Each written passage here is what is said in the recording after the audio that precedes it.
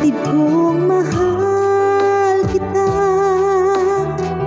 ngunit takot naman ang puso ko.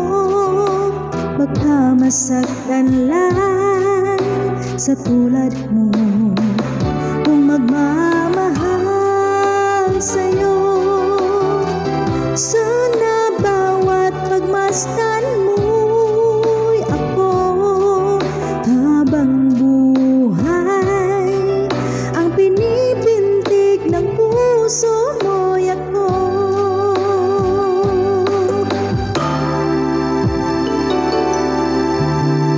Paano sasabihin ang